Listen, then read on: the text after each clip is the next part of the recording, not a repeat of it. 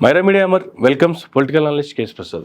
నమస్తే సార్. నమస్తే సార్, కనుమ రోజులో ఉన్నాం. సంక్రాంతి పండగకి ఆంధ్రప్రదేశ్ రాష్ట్రంలో పండగ కళ తప్పింది అని ఇటు ప్రతిపక్షానికి సంబంధించినటువంటి వైసీపీ నేతలు కావచ్చు, కొంతమంది ప్రజలు, ఈవెన్ స్టీల్ ప్లాంట్కి సంబంధించినటువంటి ఉద్యోగులు కూడా పండగ రోజు నిరసన కార్యక్రమాలు తెలియజేసిన పరిస్థితిని చూసాం. ఏం సార్ అసలు ఆంధ్రప్రదేశ్ రాష్ట్ర పరిస్థితి ఏంది, ఏం చెప్తారు సార్? కొరితో తలగొక్కున్నట్టు చేసుకున్నారండి ఆంధ్రప్రదేశ్ ప్రజలు. వాస్తవం మీరు గమనిస్తే ఇప్పుడు విశాఖపట్నంలో వైఎస్ఆర్సీపీ మొత్తం ఉన్న గీసి కూర్చోబెట్టారు. అవును, తెలుగుదేశాన్ని గెలిపించుకున్నారు. ఏ పల్లా శ్రీనివాస్ గారు గెలవక మునుపు అయితే నిరాదీక్షతో ఉద్యమాన్ని ప్రారంభించాడు. ఇవాళ ఉద్యమానికి సమాధానం చెప్పమనండి. సార్, రెండోది మీరు ఇక్కడ ఒకటి గమనిస్తే ఎంప్లాయీస్ వీళ్ళందరూ ఏంటంటే, నేను ఎప్పుడు చెప్తూ ఉంటాను, వాళ్ళు గవర్నమెంట్స్ మారుస్తున్న ప్రాతిపదికలు చూసుకుంటే వాళ్ళు డెసిషన్ మేకర్స్ కింద ఉంటున్నారు. చాలా మంది మనం గ్రహించట్లేదు కానీ every time they are playing their own role. Okay, ఇదని అదని ఇదని ఆర్థిక పరిస్థితి మీద వాళ్ళకి అవగాహన ఉండాలి అసలు మనకన్నా ఎక్కువ. సార్, కానీ ప్రభుత్వాలు మార్చి ఏం చేస్తున్నారో ఒకసారి గమనించుకోమనండి. ఇవాళకి కూడా జీతాలు రాని నిస్సహాయ స్థితిని ఎస్టాబ్లిష్ చేస్తున్నారు. దీని అంతటికీ మీరు ఇంకోటి గమనిస్తేనండి, సార్, గవర్నమెంట్కి ఇవాళ గుడ్ గవర్నెన్స్ అన్నది వీళ్ళు కాంట్రాక్ట్ సర్టిఫికేట్ ఇచ్చుకుని ముందుకు వెళ్తున్నారు. కానీ వాళ్ళ దగ్గర ఉన్న ల్యాప్సెస్ క్లియర్గా కనబడుతున్నాయి వాళ్ళకి. ఓకే, ఇప్పుడు గుడ్ అడ్మినిస్ట్రేషన్కి బ్యాడ్ అడ్మినిస్ట్రేషన్కి మధ్యలో నలిగిపోతున్నారు. వాళ్ళు ఏంటంటే బ్యాడ్ అడ్మినిస్ట్రేషన్ అన్నది గత ప్రభుత్వం మీద అభాండం మోపి కూర్చున్నారు. Sir, to prove that point, ప్రతి పాయింట్ని అది తప్పు తప్పు తప్పు తప్పు అని ప్రూవ్ చేయడానికి వీళ్ళు పడుతున్న తాపత్రయంలో అసలు కన్నా కొసరి విషయాలు ఎక్కువైపోయాయి. ఓకే, ఇప్పుడు పాత గవర్నమెంట్ ఏం చేసింది అన్న దానికి క్రిస్టల్ క్లియర్గా ఉంది. ప్రతి దాంట్లోనూ వేలు పెట్టడం, దాంట్లోంచి కరెంట్ షాక్ తగిలినట్టు దోలుతున్నాయి వెనక్కి. ఓకే, ఆ కరెంట్ షాక్కి సమాధానం వీళ్ళ దగ్గర ఉండట్లేదు. సార్, ఆ కరెంట్ షాక్లోంచి తేరుకునే లోపుగా ఇంకొక ఇష్యూ క్లియర్ అయిపోతుంది. ఇప్పుడు మీరు ఇదంతా జాగ్రత్తగా గమనించండి. తిరుపతి ఇష్యూతో అసలు విషయాన్ని సబ్మిట్ చేసేసారు. ఒరిజినల్ వాళ్ళు సంక్రాంతి కానుకిస్తారు, అది ఎత్తేసారు. ఈసారి మీరు జీతం వచ్చాలంటున్నారు, సంక్రాంతి కానుక కామన్ మనకి ఎత్తేసారు. మూడో కంటికి తెలియకుండా. గతంలో అయితే రంజాన్ తోఫా, సంక్రాంతి కానుక ఏవో కథలు చెప్పేవారు, ఇప్పుడు అది కూడా లేదు. సో ఇట్లా మీరు స్ట్రాటజికల్గా వాళ్ళు చేస్తున్న బూమరాంగ్ సిచ్యువేషన్స్ అన్ని వాళ్ళ నెత్తికే వస్తున్నాయి. ఓకే, ఇప్పుడు చూడండి, ఒక కాన్స్పిరసీ థియరీని ప్రతిసారి అడాప్ట్ చేసుకుని ముందుకు వెళ్తున్నారు. ఇప్పుడు తిరుపతి తొక్కిసలాట, అది హ్యూమన్ మిస్టేక్ లేకపోతే ఏదో అయింది అని చెప్పకుండా వెనకాల ఎవరో కుట్ర ఉందట, ఈ టాగునింతో ఈ తపేలాగాలు రెడీగా ఉంటారు డబ్బాల గులకరాలు వేసి వాయించడానికి. ఒక చాలనోడు అయితే ఆయన కాపాడుకునే కార్యక్రమంలో ఉంటాడు, మిగిలిన వాళ్ళు అయితే తానా అంటే తందానా బ్యాచ్లీళ్ళు. దానికి ఏంటంటే, మీకు ఒరిజినల్గా అనితమ్మ గారు ఎప్పుడేం మాట్లాడినా టక్కన ఆ మాట అనేస్తూ ఉంటారు ఆవు వ్యాసం లాగా. లాస్ట్కి జగన్మోహన్ రెడ్డి గారి కంక్లూజన్ రిమార్క్స్ లేకుండా ఇప్పుడు కొత్తది ఏంటంటే కవర్లో డబ్బులు ఇచ్చారట. అసలు కవర్లో డబ్బులు ఇవ్వక ముందు చైర్లో కూర్చోబెట్టి ఇడిచేశారు కదా బయటికి తిరుపతి విషయంలో. ఇవన్నీ ఏంటంటే వాళ్ళు యాంటిసిపేషన్స్ అన్ని వాళ్ళు తప్పవుతున్నాయి. తప్పవుతున్నప్పుడు ఏం చేయాలంటే బూమరాంగ్ చేయడానికి ఏదో విషయం మీద బురద కలిపి ఆ బురద వేసి మళ్ళీ వీళ్ళే కడుగుతున్నారు. వీళ్ళకన్నా ముందు ప్రొయాక్టివ్గా పవన్ కళ్యాణ్ గారు కడుగుతున్నారు నేను చెప్పినట్టు. సో ఇవన్నీ గమనిస్తుంటే ఏమవుతున్నాయంటే ఉక్కిరి బిక్కిరి వాళ్ళు అవుతున్నారు. ప్రధానంగా చంద్రబాబు నాయుడు గారి స్థాయికి, ఆయన 14 సంవత్సరాల ముఖ్యమంత్రి, ఈసారి ఇంకో 5 సంవత్సరాలు చేయబోయే మనిషి. ఒక్కసారి వెనక్కి తిరిగి చూసుకుంటే జగన్మోహన్ రెడ్డి మార్క్ ఇలా క్రియేటివ్ ఉంది. కానీ వీళ్ళు ఏం చెప్తున్నారు, కంటిన్యూస్ బొంబార్డింగ్ ఏంటంటే, అయ్య బాబోయ్ భ్రష్టు పెట్టించాడు రాష్ట్రాన్ని, అసలు తగలబెట్టేశాడు, దీంట్లోంచి మేము తేరుకుని బయటికి రావాలి అన్న దగ్గర. వీళ్ళు చూస్తే కరెంట్ షాకులు తగిలిన్నాయి. ఏంట్రా బాబు, ఇంత గుడ్ అడ్మినిస్ట్రేషన్ నడిచింది, నేను అనుకున్నవన్నీ అబాస్పాలు అవుతున్నాం. మనం దీన్ని మనం రివర్స్ చేయాలా, మన మార్క్ మనం క్రియేట్ చేయాలా? దీంట్లో ఆ క్లస్టర్స్ నలిగిపోతున్నారు. ఇప్పుడు దాన్ని రివర్స్ చేయాలి ఫస్ట్. ఇప్పుడు మొన్న సచివాలయ వ్యవస్థను ఏం చేస్తున్నారు, కుదిద్దామని చెప్పి అన్నెసరీ ఇష్యూస్ అన్నమాట. ఇప్పుడు ఆ మాస్టర్లతోనో లేకపోతే ఎవడోతోనో పెన్షన్లు ఇప్పించే కార్యక్రమం, ఒక ఉన్నదాన్ని ఆ మొరాటమీని బ్రేక్ చేసి వీళ్ళ మార్క్ క్రియేట్ చేసి చూపిద్దాం. ఎవడు కాదన్నాడు, జన్మభూమి కమిటీలతోనే మేము ఇచ్చుకుంటున్నాం, మా కార్యకర్తలు మాకు ఇస్తారంటే అది ఆల్రెడీ లోకేష్ గారు చెప్పారు కాబట్టి కానీ వాడు పట్టించుకో. కానీ అక్కడ ఏది యాజ్ ఇఫ్ ఈ ఎవరు మన వాలంటీర్లు ఏదో చేశారని ఇవన్నీ అనవసరమైన చెత్త ఫ్లేరప్ చేసి కూర్చున్నారు. ఎవడు కాదన్నాడు, ఎత్తేసారు. మీరు ఎలాగో ఎత్తేస్తారని ప్రిపరేషన్లో ఉన్నారు. దానికి 2,64,000 మంది కూర్చోబెట్టారు ఇంట్లో. దానికి రీప్లేస్మెంట్ 2,64,000 మంది వీళ్ళ దగ్గర నుంచి 5,000 ఇచ్చి కొత్త ఉపాధో లేదా పాత ఉపాధో ఇవేవి లేదు వాళ్ళ దగ్గర. ప్లాన్ ఆఫ్ యాక్షన్ ఎగ్జిక్యూషన్స్కి వీళ్ళు ప్లానింగ్కి పైపచ్చిన విజన్ 2047 చెప్పారు. స్వతంత్రం వచ్చిన 100 ఏళ్ళకి ఇంకో 100 ఏళ్ళకి వెళ్ళి 1947 నుంచి 2047కి 100 ఏళ్ళకి ప్రపంచం తిరగబెట్టేస్తామని కార్యక్రమం. ఇవాళ మొదలదానికి దిక్కు లేదు, కడదానికి కళ్యాణం అంటే ఇవాళ రేపు ఏం కార్యక్రమం అంటే పండగ పూట పండగ కానుక చంద్రన్న కానుక గారు ఎత్తేసారు. అవును. సో దీనికి మన దగ్గర ప్లాన్ ఆఫ్ యాక్షన్ లేకుండా 2047 అడుక్కోవాలి అంతే కదా. కావాలి.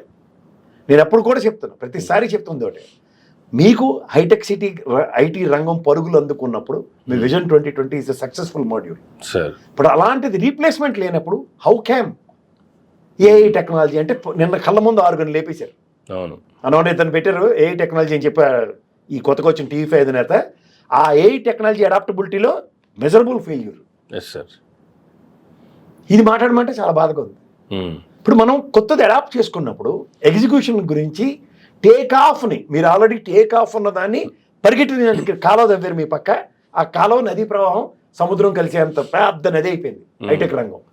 ఇక్కడ మీకు వచ్చారకల్లా మీరు కాలువ దవ్వుదామన్నా లేదా బాక్రానంగా ఆనకట్ట కడదామన్నా మీ దగ్గర చేతిలో hand in bird is not there.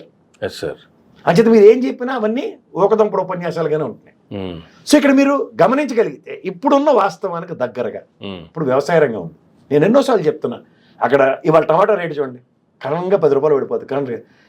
ఇది కెచప్లు లాంటివి ఈ ఫుడ్ ప్రాసెసింగ్ యూనిట్స్ ఎన్ని పెట్టచ్చండి రాయలసీమలో? దాని మీద ఒక్క ఇనిషియేషన్ ఉందా? వాళ్ళు వీఆర్ టాకింగ్ సెన్స్. సో ఇట్లాంటి వాటి గురించి యాంటిసిపేట్ చేసిన రెయిన్ గన్లు ఇలాంటివన్నీ పాత కథలు చెప్పుకొని కాలక్షేపం చేస్తున్నారు. సో అగ్రికల్చరల్ ఆస్పెక్ట్లో మీ 14-19 టెన్యూర్ కన్నా 19-24 tenure even in corona pandemic also agriculture yield చాలా బ్రహ్మాండంగా వచ్చి కనబడింది. సో ప్రైమరీ ఫోకస్గా ఆంధ్రప్రదేశ్ అన్నపూర్ణ అంటారు. సో రైస్ బౌల్ అన్న దగ్గర ఫస్ట్ ప్రయారిటీ దేనికి ఇవ్వాలి? అగ్రికల్చర్కి ఇవ్వాలి. ఏది 20,000 అన్నారు, కార్యాచరణ ఇవాళకి లేదు. మీకు అర్థమవుతుందా? సో ఇట్లాంటివి మీరు ఏది టేక్ ఆఫ్ చేసే దగ్గర ముందుకు పరిగెట్టే దగ్గర ప్లాన్ ఆఫ్ యాక్షన్స్ లేకుండా ఇండస్ట్రియలైజేషన్ ఇంకో పక్క లోకేష్ గారు చెప్తారు. దీనికి మళ్ళీ ఆవ్యాసంలో జగన్ మీద బడి ఏడుచుకోండి, మళ్ళీ ఆయన వస్తాడో రాడో గ్యారెంటీ. మీకే దిక్కు లేదు, వస్తారో రారు, బిక్కులు ఆడుకుంటే లటక్కమే మీరు వచ్చారు. ప్రజాస్వామ్యంలో ప్రజాప్రభుత్వాలు కంటిన్యూస్గా ఉంటాయి అన్నది ఎవడూ ఎష్యూరెన్స్ ఇవ్వలేరు. అంతేగా. అంత జ్యోతి బసు గారు అంత ఇందిరాగాంధీ గారు 30 ఏళ్ళు పరిపాలించారు ఏది కలకట్టని. స్పాన్ ఆఫ్ నో టైం కనుమరుగైపోయా పార్టీలు. అట్లా శాశ్వతంగా ఉన్న 30 ఏళ్ళు పరిపాలించిన వాళ్ళు కూడా కనుమరుగైన ఉదంతాలు భారతదేశ చరిత్రలో పార్టీల పరంగా చూస్తూ అవి కూడా నేషనల్ పార్టీలు, చిన్న చితక పార్టీలు కూడా కాదు కదా. సో ఇట్లాంటి రీజనల్ పార్టీలు డంప్ యార్డుల్లో తీసుకొచ్చి కాంగ్రెస్లో కలిపిన ఉదంతాలు కూడా చూసాం కదా మనం. సో ఇవన్నీ పర్యవసానాల్లో అక్కడతో ఆగిపోలే కదా. అంటే జనసేన కూడా ఆవిర్భవించింది. ప్రజారాజ్యం అంతరించిపోయింది అనగానే జనసేన ఆవిర్భవించింది కదా. Span of no time. ఇవన్నీ ఎలా ఉంటాయంటే పొలిటికల్లో ఎవరి ఆశయాలు వాళ్ళకు ఉంటాయి, ఎవరి భావాలు వాళ్ళకు ఉంటాయి. వీటిల్లో అవతల భావాల్ని అడాప్ట్ చేసుకోవడం పక్క మీకు నచ్చితే కాబట్టి వాళ్ళు జనసేనతో పొత్తు, నచ్చబోయిన కల్లా 19 నుంచి 24 దాకా వేరేగా. ఇవన్నీ మనం గమనించిన తర్వాత కూడా ఇవాళ భావావేశాలతో గురవుతున్న మీలాంటి వాళ్ళు సమభావాలని చెప్పి ముందుకెళ్తున్న ఉద్దేశాలు ఇవన్నీ కాంట్రడిక్షన్సే కదా. సో వీటిలన్నిటిలోంచి సారాంశం ఏంటంటే ఈ ప్రభుత్వ పరిరక్షణ కోసం ప్రజాస్వామ్యంలో మాకు ఇచ్చిన ఈ టెన్యూర్లో what best we're going to do అన్న దగ్గర ప్లాన్ ఆఫ్ యాక్షన్స్ ఇంపార్టెంట్. కానీ ఇక్కడ మీకు ఏం చేశారంటే 7 నెలల పొద్దు అవుతుంది, గత ప్రభుత్వ కంపారిజన్స్లోనే మీరు కాలక్షేపం చేస్తారు. ఎందుకంటారు? ప్రజలు న్యాయ నిర్ణేతలండి, ఆల్రెడీ డిసైడ్ చేశారు వాళ్ళు. We don't want YSRCP this term, మాకు తెలుగుదేశం కూటమి కావాలన్నారు, ఎలక్ట్ చేశారు, ఇచ్చారు. ఎగ్జిక్యూషన్స్ ఇవ్వండి అంటే వాళ్ళు అప్పుడు 1947లో గాంధీ గారు కర్ర పట్టుకునే చేశారు, భగత్ సింగ్లా గన్న పట్టుకుని వెళ్ళుంటే మా పవన్ కళ్యాణ్ చెప్పినట్టు ఈ కాకమ్మ కథలతో ఎన్నాళ్ళు కాలక్షేపం చేస్తారు. హ్యాపెండ్ ఈజ్ హ్యాపెండ్, గతం గత. కొత్త పేజీ టర్న్ చేయండి అంటే కొత్త పేజీ టర్న్ చేయడానికి వీళ్ళ దగ్గర ప్లాన్ ఆఫ్ యాక్షన్స్ లేకుండా అధికారం వచ్చింది. మీకు అర్థమైందా? ఏవైతే 6 శాశ్వత పథకాలు అన్న దగ్గర they want to create their mark at the cost of Jaganmohan Reddy. So అవన్నిట్లోంచి వీళ్ళు ఏంటంటే సతమతం అయిపోయి ఉక్కిరి బిక్కిరి ఓ పక్కన ఒక డైరెక్షన్, ఇంకో పక్క ఇంకొక డైరెక్షన్, టోటల్గా మిస్ఫైరే కనబడుతుంది. ఈ మిస్ఫైర్ అవుతుంది దగ్గర ఏమవుతుందంటే ఇవన్నీ యాడ్ అవుతున్నాయి. అక్యుములేషన్ ఏంటంటే కంపారిజన్ స్టార్ట్ అయిపోయి 7 నెలల టైంలోనే గత ప్రభుత్వానికి ఈ ప్రభుత్వం మీరుగా చేస్తుంది. ప్రజలు కూడా అదే కంపారిజన్ చేసుకుంటారు. శాశ్వతంగా ఎలా వస్తున్నాయి, అశాశ్వతంగా ఎలా ఉన్నాయి, ఇవి మనం ఈ టెన్యూర్లో ఎందుకు కోల్పోయాం, what is the reason behind అన్న దగ్గర వీళ్ళు చెప్పి కాకమ్మ కథలు ఎన్నాళ్ళు వింటారు. లోకేష్ గారు అదే రుచి చూశారు. ఈ ఫ్రీ బస్సు గ్యాస్ ఏదో మాట్లాడుతుంటే ఆయన ఏమో పెన్షన్ ఈ కౌంటర్ కొట్టుకెళ్ళండి ఆయన మీరు పప్పడకండి, అది వేరే ఉండదు. కానీ ఆడు లేదని మాత్రం చెప్పడు, ఉప్పు ఉందంటాడు.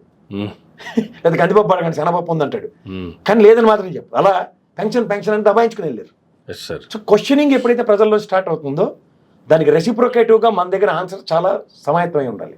ప్లాన్ ఆఫ్ యాక్షన్ కావాలి. జాబ్ క్యాలెండర్ బ్రహ్మాండంగా అవగాహన చేశారు. జనవరి అయిపోయింది, వాళ్ళ 16వ తారీఖు రేపు. ఏది సార్ గతంతో కంపేర్ చేసుకున్నప్పుడు మీ దగ్గర ఎగ్జిక్యూషన్స్ చాలా ఇంపార్టెంట్ కదా. అంతేగా. ఏది సో మాట, వెలిడిటీ, ఎక్స్పైరీ, ఈ రెండు ఎప్పటికప్పుడు జస్టిఫై అవుతా కనబడుతున్నాయి ఎక్స్పైరీగానే. సో వేర్ ఎగ్జిక్యూషన్స్ దగ్గర ఇండస్ట్రియలైజేషన్ చంద్రబాబు నాయుడు గారు వస్తే ప్రపంచం తెరబడిపోద్దని అందరికీ తెలుసు. ఏం తెరబెట్టరు? ఆ కంపారిజన్స్ ఉన్నాయి. 34,000 ఉద్యోగాలు ఎక్కడ, 3,46,000 ఉద్యోగాలు ఎక్కడ గత ప్రభుత్వంతో కంపారిజన్. కానీ దానికి అట్లీస్ట్ గన్స్ లోడ్ చేసి ఆల్రెడీ 3,46,000 ప్రైవేట్ సెక్టర్లో ఇచ్చాం కాబట్టి as per our plan 20 lakhs కి this is what our execution sir. మళ్ళీ దావోసు పోయి కొత్త ఒప్పందాలు కాదు, ఉదాహరణకు చెప్తున్నా. ఉన్న ఆల్రెడీ 33 లక్షల ఒప్పందాలు ఉన్నాయి. దీనికి మన ప్లాన్ ఆఫ్ యాక్షన్ చాలా ఇంపార్టెంట్. అంతేగా. So these things are very very very very very crucial and critical. ఎవరినో నిలబెట్టి సభల్లో ఏఐ టెక్నాలజీలో ఇన్ని 100 కోట్లు, ఇన్ని 1000 కోట్లు, ఇంతమందికి జాబులు ఇచ్చేస్తాను, కోటు షూట్ వేసుకుని మాట్లాడేసినాడు. ఒకసారి క్రాస్ చెక్ చేస్తే వెనకాతల నుంచి ముందు నుంచి వెనక్కి చెక్ చేస్తే what there performance in the last 10 years tenure అనేది ప్రతి ఒక్కరికి తెలుస్తుంది. ఇట్లా గత ప్రభుత్వాలు చేసినప్పుడు వాళ్ళేమో సూటు బూట్ వేసుకున్నాడు. ఆంటర్ప్రెన్యూర్ అండి. ఇప్పుడు నేను హోటల్లో సర్వర్నే అవ్వచ్చు, but my vision is towards emphasising A project with some limited. దీంట్లో నేను ఆ రోజు నాకున్న ప్యాంటు షర్ట్ వేసుకుని రావచ్చు, కానీ అవహేళన చేస్తూ వాడు రేపు పొద్దున ఆంటర్ప్రెన్యూర్ చిన్న హోటలే పెట్టచ్చు. మీరు చెప్పి జిఎస్టీ వస్తుంది కదా, టికెట్ రేటు పెడితే జిఎస్టీ వస్తుందని చెప్తారు కదా పెట్టకథలు. వాళ్ళకి అవసరమైనప్పుడు వాళ్ళకి కావాల్సిన మార్చుకునేటువంటి జిఎస్టీలే కదా అవి కూడా. అదే వాళ్ళు ఈ రోజున్న ఈ ప్రభుత్వం ఏంటంటే గత ప్రభుత్వం అని అవహేళన చేసుకుంటూ, గత ప్రభుత్వం చేసిన అంతటికీ ఛానళ్ళు ఉన్నాయి కాబట్టి అని బురద జల్లుకుంటూ ప్రభుత్వ స్థాపన జరిగిన తర్వాత కూడా ఇప్పటికి కూడా ప్లాన్ ఆఫ్ యాక్షన్ ఉండట్లేదు. అంటే ప్రతిదీ వెనక్కి తిరిగి చూసుకుంటే చెప్పిందోటి, జరుగుతుందోటి, చెయ్యబోయేది ఒకటి. ఈ మూడు సింక్ అవట్లేదు. మీకు అర్థమవుతుంది. సో ఎంత అనుభవం ఉన్న చంద్రబాబు నాయుడు గారికి కూడా ఇలాంటి తిప్పలు తప్పట్లేదు. సో దానికి ఎక్కడికెక్కడికి లీడ్ అవుతున్నాయంటే డిస్ప్రపోర్షనేట్గా ఎవరి మట్టుకు బ్లో అవుతున్నారు. మన లోకేష్ గారు మాట్లాడిన మాట ఇండస్ట్రియలైజేషన్కి జగన్మోహన్ రెడ్డి మళ్ళీ రావడం గ్యారంటీ, అసందర్భ పేలాపన అంటారు. నిన్న పవన్ కళ్యాణ్ గారు సిచ్యువేషన్ కంట్రోల్లోకి తీసుకుని అపాలజైజ్ ద పీపుల్ అరౌండ్. దానికి ప్రభుత్వం నుంచి అంత రెసిప్రొకేషన్ లేదు. సో దానికి ఫ్రిక్షన్ కనబడుతుంది. ఎందుకు? సమన్వయ లోపం అనేది మొదటి నుంచి బతుకుంటుంటే మీ దగ్గర కూడా సమన్వయ లోపమే కనబడుతుంది కదా. మీరు గమనించారా?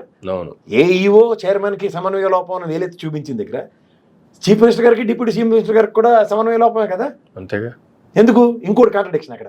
ఇమీడియట్గా ఉన్న క్యాబినెట్ని పిలిచి మాట్లాడుతున్నారు ఆయన ముందు పంపించిన వాళ్ళని. ఉదాహరణకి పారసారథి గారు కానీ, లేకపోతే అనితమ్మ గారు కానీ, ఇంకో రామానాయుడు గారు. పవన్ కళ్యాణ్ అక్కడ ఢిల్లీ తిరుపతిలో ఉన్నారు కదా, ఆయన కూడా పిలిచి మాట్లాడాలి కదా. క్యాబినెట్ అత్యవసర సమావేశం. ఇప్పుడు నాకు గతంలో చాలాసార్లు మన ముఖ్యమంత్రులు చూడండి, ఉన్న వాళ్ళని గబగబ పిలిచి ఒక డెసిషన్ మీద ఉన్న క్యాబినెట్ అత్యవసర సమావేశం అంటారు. ఉన్న వాళ్ళు అవుట్ వస్తారు. అందుబాటులో ఉన్న వాళ్ళు అన్న దగ్గర పవన్ కళ్యాణ్ గారు ఇది మేజర్ ఆప్షన్ కదా. ఆయన కూడా అక్కడే ఉన్నాడు. అది ఒక బూమరాంగ్ అయిన సిచ్యువేషనే కదా. పవన్ కళ్యాణ్ గారు ఆ క్యాబినెట్కి వెళ్ళకపోవడం, ఆయన స్వతంత్రంగా without confronting the respective chief minister ఆయన బయాస్డ్గా అపాలజీ చెప్పేశారు. సో ఇవన్నీ ఎక్కడికి లీడ్ అవుతున్నాయి? Is it good governance? మరి ఇమీడియట్గా ప్యారల్గా ముఖ్యమంత్రి గారు తగ్గారు, చైర్మన్ తగ్గాడా, మెటమెట్లు. సో ఈ కాంట్రడిక్షన్స్ కదా. అంతే కదా. ఇక్కడ మీరు ఇంకోటి గమనించండి, ఇవన్నీ ఒక ఎత్తి అయితే రఘురామకృష్ణరాజు గారి ఇప్పుడు సింపుల్ లాజిక్ చెప్తా. ఆడవాడు నాగరాజు, అల్లయ్య, పొల్లయ్య ఆడు గుండెల మీద కూర్చొని కొట్టాడు. ఈ పెట్టకథలతోనే ఎలక్షన్ దాకా వచ్చారు. ఇక్కడ అందరూ మిస్ అవుతున్న పాయింట్ ఏంటంటే, ఇదే గౌరవ న్యాయస్థానంలో ఇదే రఘురామకృష్ణరాజు గారికి బెయిల్ ఇచ్చిన తర్వాత ఇదే గౌరవ న్యాయస్థానం పోలీసు వాళ్ళు కొట్టారు లేదా పై వాళ్ళు కొట్టారు అన్న దాని మీద ఇమీడియట్ యాక్షన్ పోలీస్ డిపార్ట్మెంట్ మీద గౌరవ న్యాయస్థానం తీసుకుందా లేదా? అధికారం వచ్చిన తర్వాత అధికార దర్పంతో వీళ్ళు చేస్తున్న పనే. కానీ ఆనాడు ఉన్న న్యాయ వ్యవస్థ, అట్లీస్ట్ మిగిలినవన్నీ నాకు అనవసరం, న్యాయ వ్యవస్థ 3rd degree అప్లై చేసిన గౌరవ ఎంపీ గారు ఆ రోజైనా ఆ స్థాయిలో ఉన్న ఎంపీ గారికి పోలీస్ డిపార్ట్మెంట్ ఆ పని చేసిందని గౌరవ న్యాయస్థానమే కన్విన్స్ అవ్వలేదు. మీరు అది ఒప్పుకుంటారా? ఒప్పుకోరా? 100%. ఎందుకంటే ఖచ్చితంగా ఎస్పీనో లేకపోతే ఎస్ఐనో ఎవరినో సస్పెండ్ చేయాలి కదా, ఇమీడియట్ డిసిప్లినరీ యాక్షన్ ఉండాలి కదా వాళ్ళ మీద. అవేమీ లేకుండా ఇవాళ వీళ్ళు చేస్తున్న మళ్ళీ అడావిడి. మీకు అర్థమైందా? ఇంక్లూడింగ్ సిబిఐ ఇవాళ మీకు అవినాష్ రెడ్డి విషయంలో వాళ్ళే కన్విన్స్ అయ్యి బెయిల్ కూడా ఇస్తున్నారు. బెయిల్ మీదే ఉన్నాడు ఆయన. వాళ్ళకి లేని బాధ వీళ్ళు తొత్తరం వీళ్ళకి ఎందుకు వస్తుంది? అంటే వీళ్ళు ఏదైతే రక్కస్ క్రియేట్ చేస్తున్నారో దాని జస్టిఫికేషన్ కోసం వీళ్ళు అర్రులు చేస్తున్నారు. సో ఇవన్నీ గుడ్ గవర్నెన్స్ సార్ ఈ 6 months టైంలో అంటే రివెంజ్ యాటిట్యూడ్తో పనిచేస్తున్నారు. ఇదేమనంటారా కాదంటారా? 100% సార్. ఇది మళ్ళీ ఒరిజినల్ మొనాటమీ ఆఫ్ చంద్రబాబు నాయుడు గారిది బ్రేక్ చేస్తున్నారు. ఎవరు వాళ్ళు? ఆయన ఎప్పుడు ఇలాంటి అడ్మినిస్ట్రేషన్ చేయలేదు.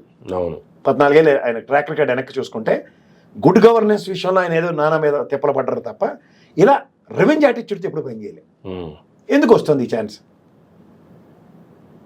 ఎందుకు తీసుకుంటున్నారు సార్? ఇది ఇంపార్టెంట్. ఎందుకు వస్తుందనే కంటే కూడా ఎందుకు తీసుకుంటున్నారు అంటే ఇజ్ ఇట్ నేను మళ్ళీ నీకు గవర్నమెంట్ ఫామ్ చేయడానికి వెనక గవర్నమెంట్ మీద రివెంజ్ తీర్చుకోవడానికి అన్నది ప్రతిదీ ఎస్టాబ్లిష్ అవుతుంది. ఇక్కడ ఇదే రఘురామ కృష్ణరాజు గారి విషయంలో గౌరవ న్యాయస్థానం కన్విన్స్ కాంది, వీళ్ళ మనోభావానికి వీళ్ళ అవగతం వీళ్ళు కన్విన్స్ అయ్యారు కాబట్టి ఆ పని జస్టిఫై చేస్తారు. This is what the election moment ముందు మాట్లాడినవన్నీ అవే కదా. అంతే సార్. ఇన్ని విషయాలు జరుగుతుంటే రీసెంట్గా ఆయన కామెంట్ చేశారు సార్, వీళ్ళకంటే వాళ్ళే బెటర్ అనేటువంటి కామెంట్ చేశాడు ఆయన. నేను చెప్తుంది అదే, వీళ్ళకన్నా వాళ్ళు బెటర్ అన్న దగ్గర వీళ్ళే. ఇప్పుడు ఉదాహరణకు జేసీ ప్రభాకర్ రెడ్డి గారు కూడా అదే మాట అన్నారు. అవును. నేను మీరు అన్నట్టు రఘురామ కృష్ణరాజు గారు కూడా అదే మాట అన్నారు. What does it mean by?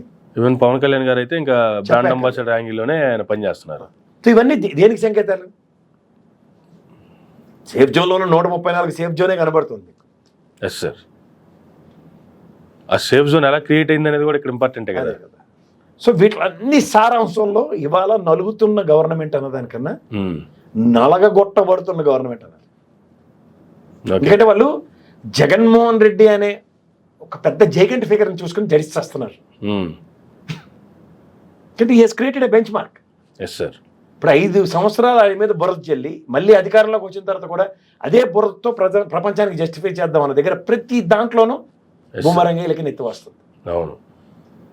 జైగంటిక్ figures అన్నది విన్నాం, కానీ జైగంటిక్ ఫిగర్ని ఇంటర్ప్రిటేట్ చేసుకుని వర్క్ చేస్తున్న ఈ ఫస్ట్ ఎన్డీఏ కూటమి అంచేది ఏమవుతుందంటే ఉక్కిరి బిక్కిరి తప్ప అసలు విషయం కన్నా కొసల విషయాలు ఉక్కిరి బిక్కిరై నానా తిప్పలు పడుతున్నారు, కానీ పర్ఫెక్ట్ ఎగ్జిక్యూషన్స్ బయటకు రావట్లేదు.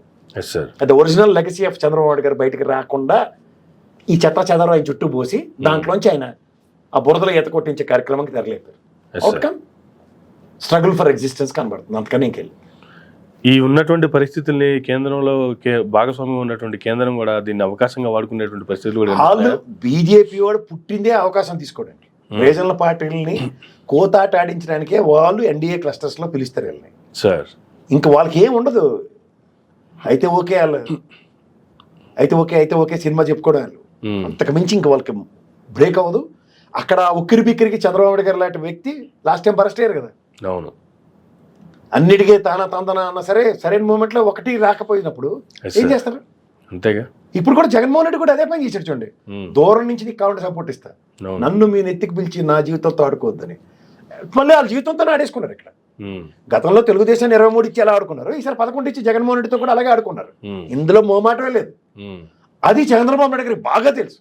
ఓకే. తేడా జరిగితే 11, 23 ఇప్పుడు కళ్ళ ముందు ఎలా స్వామివారి విగ్రహం ముంచుడు జైవీ చేయలేని ఇద్దరు ఉంటారు. ఇటుపక్క 11 ఇటుపక్క 23 ఎవరు అతీతం కాదు దాంట్లో. అంతే కదా. ఏమీ చేయలేని నిస్సహాయ స్థితిని తీసుకొచ్చి కూర్చోబెట్టేస్తారు. ఆ భయం ఉన్నప్పుడు ఇంకేముంటుంది? ఫ్రీ హ్యాండ్ లేనట్టే కదా.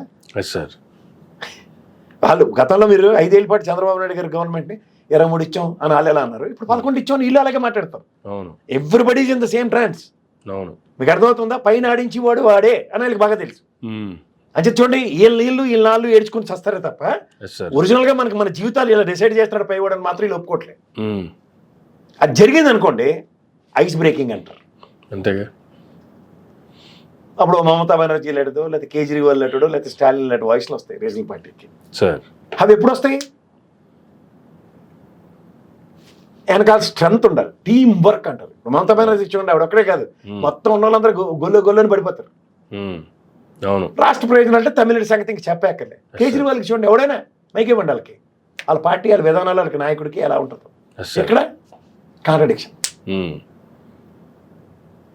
ఎందుకంటే సేఫ్ జోన్ ఆల్రెడీ క్రియేటివ్ ఉన్నాయి కదా. సీఎం రమేష్ సుజనా చౌదరి లాగా ఆయన తేడా కొడితే బీజేపీలో జాయిన్ అయిపోవచ్చు. ఈ ఐడియాలజీతో మనం సక్సెస్ నేరేషన్స్ ఎంతకని జస్టిఫై చేస్తారు? అంతేగా. అది జరుగుతుంది. అంచేత యాజ్ లాంగ్ యాజ్ బీజేపీ క్లస్టర్స్లో రాష్ట్రంలో ఉన్న రీజనల్ పార్టీలన్నింటినీ బంధించి కోతాటి ఆడిస్తున్నంతకాలం ఈ 11, 23 లెక్క ఎప్పటికీ వెళ్తుంది. అలా 5 ఏళ్ళు కాలక్షేపమే నడుస్తుంది. 5 ఏళ్ళు కాలక్షేపం చేసే పరిస్థితి కూడా కనిపించట్లేదు సార్ ఈసారి అయితే. మధ్యలోనే మళ్ళా కూటమి బ్రేక్ అయ్యే పరిస్థితులే కనిపిస్తున్నాయి. పవన్ కళ్యాణ్ గారు చేస్తున్న కామెంట్లు కావచ్చు, ఏమవుతుంది బీజేపీ ఆడిస్తున్నటువంటి బీజేపీ ఆడిస్తున్న దాంట్లో తెలుగుదేశం అయితే 134తో సేఫ్ జోన్లో ఉంది. ఉమ్, అక్కడి నుంచి ఒక మూవ్ లేదనుకోండి, చంద్రబాబు నాయుడు గారు మూవ్ కనుక టువర్డ్స్ లోకేష్ ఉంటే ఉమ్, అప్పుడు మీరు అన్నవి ఓకే. లక్ష్మీపార్వతి రూపంలో లోకేష్ అని చెప్పొచ్చు. ఉమ్, కానీ నో, ఆ ఛాన్స్ లేనంతకాలం తెలుగుదేశాన్ని ఎప్పుడైతే ఎవరేం చేయలేరు. ఓకే. ఆ ఛాన్స్ ఉంటే మాత్రం డెఫినెట్గా మీరు అన్నది కరెక్ట్. ఉమ్, వాళ్ళు మాస్టర్ మైండ్ వాళ్ళది.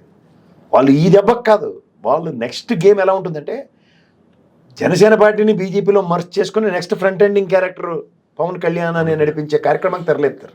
ఉమ్, ఇప్పుడు మీరు అన్నట్టు ఆ చీలికి వస్తే ఉమ్, సేఫ్ జోన్ని వాళ్ళ దగ్గర నుంచి ఒక ఐడెంటిఫైడ్ క్రీచర్ని బయటికి తీసుకొచ్చి వాళ్ళతో గేమ్ నడిపిస్తారు ముందుకి. ఓకే. జస్ట్ షిండేకి చేసినట్టు. షిండే ఏమైంది లాస్ట్కి? Yes sir. ఉప ముఖ్యమంత్రి కింద కూర్చున్నాడు. అవును. బీజేపీ ఫర్నాండిస్ రూపంలో ఉంది. నెక్స్ట్ జరిగేది అదే. కానీ ఇప్పుడు కొత్తగా వేరే మాటలు వినిపిస్తున్నాయి సార్. చంద్రబాబు నాయుడు గారిని ఢిల్లీ రాజకీయాల్లోకి తీసుకెళ్ళిపోతున్నారంట. పవన్ కళ్యాణ్ గారు సీఎం అవ్వబోతున్నారంట. లోకేష్ గారు డిప్యూటీ సీఎం కాబోతున్నారంట. నిన్న నేటి పత్రికనే అది ఒక లోకల్ పేపర్ సార్, తిరుపతి అనుకుంటా మేబీ. నరేంద్ర మోడీ నాగుపాం పగ, తాజ్పాం పగ అంటారు చూడండి, అంతకన్నా పెద్ద పగ ఓకే చంద్రబాబు నాయుడు గారి మీద. మీకు ఇంకోటి కాంటెంపరేటరీ పాలిటిక్స్ లో చంద్రబాబు నాయుడు గారు నరేంద్ర మోడీ కన్నా టాల్ పర్సనాలిటీ. Yes sir. కర్మకాల ఢిల్లీ రాజకీయాల్లో ఆ రోజు ఎన్డీఏ కూటమిలోనే ఆయనకి గోల్డెన్ ఆపర్చునిటీ వచ్చింది. అవును. కానీ అన్న దగ్గర ఏంటంటే ఆయన స్టేట్ టెరిటరీలో సెకండ్ టాల్ లీడర్ని ఎమర్జ్ చేసుకునేదాకా ఆ వెసులుబాటు ఉండదు. ఓకే. ఒకసారి ప్రైమ్ మినిస్టర్ అయిపోతారు, తర్వాత పొలిటికల్ ఏరాలో ఇంకేం ఉండదు. అంతేగా. సో ఆ ఏరాని చీఫ్ మినిస్టర్ అవ్వడు కదా, అవలేడు. అంచేత ఏమవుతుందంటే ఖచ్చితంగా అలాంటి డ్రాస్టిక్ స్టెప్స్ ఎవరు తీసుకోరు. ఇప్పుడు నరేంద్ర మోడీ గారు ఈ క్రిస్టల్ సమయంలో ఆయన ప్యారల్ గా పెట్టుకున్నాడు అనుకోండి, బోఫోర్స్ విషయంలో అన్నీ ఆయనకి బాగా తెలుసు నరేంద్ర మోడీకి. సో గ్యారంటీగా బోఫోర్స్ ఇష్యూలో ఏమైందో, బోఫోర్స్ కాదు, రఫేల్ డీల్లో ఏమైందో, ఆ ఇష్యూ ఎందుకు అంతవరకు క్లియర్ అయిపోయిందో నరేంద్ర మోడీకి బాగా తెలుసు. అంచేత పక్కలో బయలులో చంద్రబాబు నాయుడు గారిని తీసుకొచ్చి జాతీయ రాజకీయాలు ఇవన్నీ టపాసి బూతురు కబుర్లు అంటారు. ఓకే. ఈ తుస్సు టపాకాయల మాటలతో ఆయన మీకు మళ్ళీ చెప్తున్నాను, చక్రం తిప్పే సామర్థ్యం చంద్రబాబు నాయుడు గారికి బ్రహ్మాండంగా ఉంటుంది. అందులో ఎన్డీఏ కూటమిలో ఇప్పుడున్న బీజేపీ అతిరథ మహారథులను అందరినీ గేమ్ చేయడంలో ఆయన మించినోడు ఉన్నాడు. గేమ్ స్టార్ట్ చేస్తే చంద్రబాబు నాయుడు గారు రామారావు గారికే సొక్కలు కనబడ్డాయి. హీలంతా ఎంత చేత ఆ ఛాన్సెస్ ఆయన ఎప్పుడు తీసుకోడు, ఎవడు కూడా. సార్ వాళ్ళు కమాండ్ కంట్రోల్ వాళ్ళ దగ్గర ఉండి కమాండ్స్తో వీళ్ళని ఆపరేట్ చేస్తున్నప్పుడు కమాండ్ కంట్రోల్ వాళ్ళు ఎలా తీసుకుంటారు? ఓ కూడా అందని విషయం అది. సూపర్ పవర్ పోయినట్టే కదా. అంతేగా. ఓకే. ఊహాజనితమైన విషయాల కన్నా ఇక్కడ చంద్రబాబు నాయుడు గారు మూవ్స్ టువర్డ్స్ లోకేష్ అన్నప్పుడే ఓ పిడుగుబాటు నిర్ణయాలు ఉంటాయి. ఓకే. అప్పటిదాకా అయితే ఏమీ ఉండదు. ఈ షిండే తరహా రాజకీయాలు చూసిన తర్వాత మూవ్స్ నా పాట రీడ్ చేయకుండా చంద్రబాబు గారు అయితే అసలు ఉండరు. ఓకే.